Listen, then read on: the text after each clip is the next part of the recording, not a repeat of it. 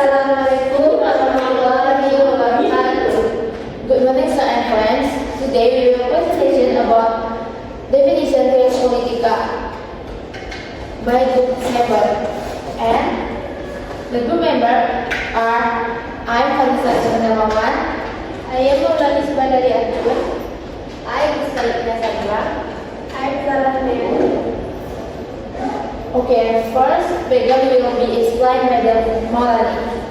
Res politica is a concept in political theory by the separation of authority power into three branches: executive, legislative, and judicial.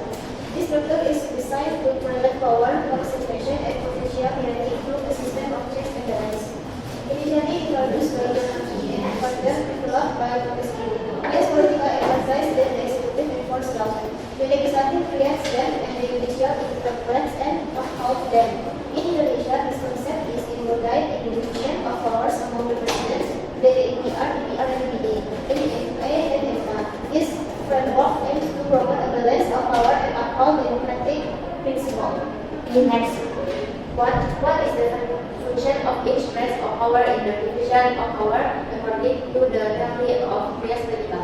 Two, what is the concept of res politica applied in Indonesia's state system? 3. What challenges are faced in the application of res politica in Indonesia? 4. What solution can be taken to overcome the challenge in the application of res politica in Indonesia?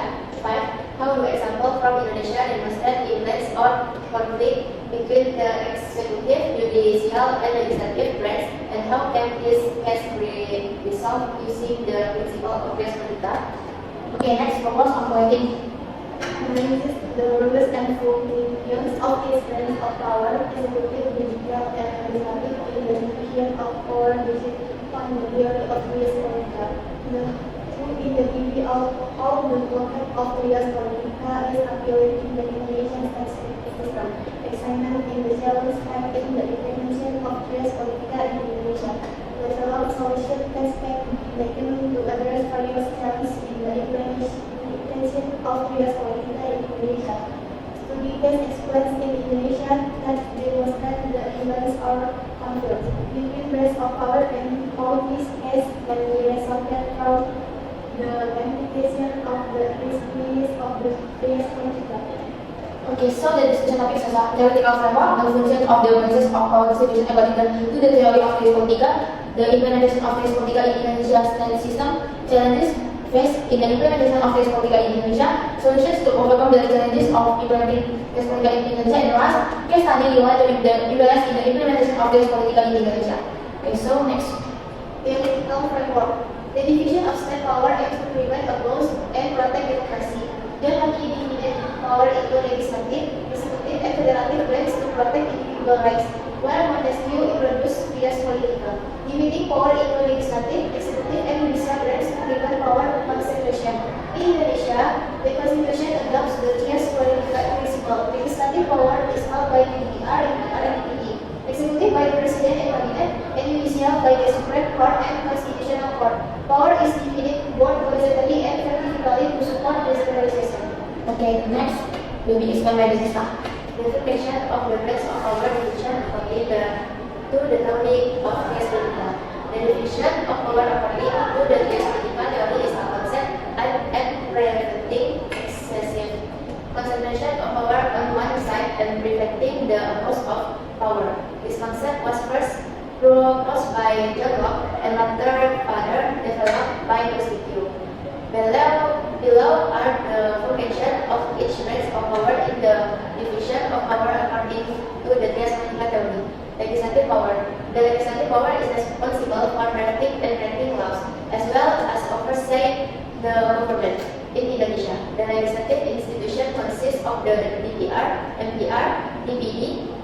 Its main function are to establish the legal foundation of the state, offers the executive and monitor the budget to ensure the efficiency of state funds. The legislative power plays a crucial role in maintaining stability and justice in government. The executive power is responsible for executing the laws made by the legislative branch. In Indonesia, the executive consists of the president, the implementation of laws, government administration, and foreign relations. The executive ensure that the government operates effectively and without obstacles. Judicial power. The judicial power is responsible for the enforcement of law in Indonesia, with this one institution being the Supreme Court and the Constitutional Court. Its primary function includes adjudicating legal violation in civil, criminal, and constitutional courts, as well as reviewing draft laws to ensure their compliance with the Constitution. There are also authorities to violate or annul state regulation to ensure that the law is applied fairly and correctly. Okay, next. The practical of independence in India's political system ensures that the legislative, executive, and judicial branches monitor and limit its others' powers. The legislature makes laws, meaning executive approval, the executive regulates legislative consent for policies, and the judiciary can implement unconstitutional laws. This division prevents power concentration and promotes transparent, accountable, and responsive government. Okay, next, the implementation by Mulad. The working mechanism of the three institutions is the practice of statehood in Indonesia. The application of trias politica in Indonesia divides power into three branches. Legislative. The legislative branch include the APR, PR, and DPD. The APR establishes the constitution and oversees the government. The DPR creates laws and manages the national budget, while the DPD represents regional interests. Executive, led by the president as the head of state and government, assisted by ministers to implement laws and policies. Judiciary enforces the law through the Supreme Court and the Constitutional Court. MR handles constitutional cases, while FR reviews laws and resolves electoral disputes. Okay, next. What origins and basic concept? Res politica origins from the thought of John Locke and was developed by Montesquieu. This concept separates the power of the state into three branches: legislative, executive, and judicial, to prevent the concentration and abuse of power. Two initial application in Indonesia. The application of the res politica in Indonesia was initially based on the thought of Locke and Montesquieu, with the division of power into institutions such as the DPR, MPR, and MR, each carrying out its respective duties. Amendments to the Constitution. After the Constitution was amended, new institutions were created following the res politica principles. The Traditional Representative Council was established to represent regional interests in legislation, while the Judicial Commission was tasked with overseeing the integrity of judge and the judicial system. Next, development of examination institution. In Indonesia, in addition to the three main branches of power, there are oversight institutions like the EDK, as per paragraph 1 of the Constitution. The EDK audits state finance to improve financial accountability. Okay, next, the challenge is faced by the Zara. A conflict between branches of power. The main challenge in the separation of power is conflicts between government branches as legislative, executive, deciding over matters on policy. Which can delay decision, the judiciary might also become involved in disputes with discrepancies for further complication governance. The resource and capability limitations. The limitations of resources is also a key factor in the implementation of the res politica. Money government institutions like the adequate capacity, the effectivity are compared to the political influence and special interest. The influence of politics and special interest in another significant challenge. In practice, branches of power often influenced by private political partners or interest groups which can undermine their independence. The relationship between the executive, judicial, and legislative branches. The relationship between branches of power in Indonesia is complex and independent with checks and balances being political. However, it's often imbalancing the executive holds more power that is influenced by the legislature, which is shaped by political interests. The judiciary need to be independent is frequently affected by political and external pressure, intervening governance and the working principles. Okay, next.